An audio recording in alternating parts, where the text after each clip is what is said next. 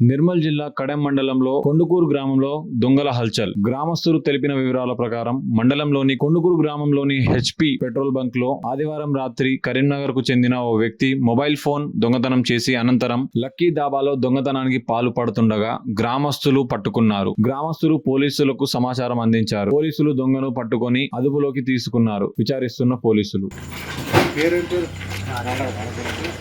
రాజు ఇంటి పేరు ఏ ఊరు? ఏజ్ ఎంత? మీకు డ్రెస్ ఎవరు ఇచ్చారు? మీ అన్న ఏం పని చేస్తారు? ఎక్కడ? ఏం పేరు? ఆయన పేరు రాజేనా? ఫోన్ నెంబర్ ఫోన్ నెంబర్ ఫోన్లను దొంగతనం చేసుకుంటే 1000 రూపాయలు కూడా 500 రూపాయలు అమ్ముతాడు. దొంగతనం తీసుకొస్తా సామాన్ ఉన్నది అది తీసుకుంటాం.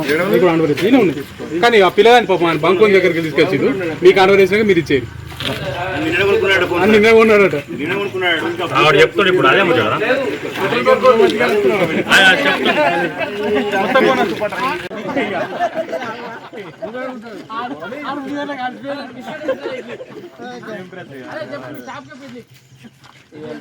ఇది పెట్రోల్ బంక్ ఉంది.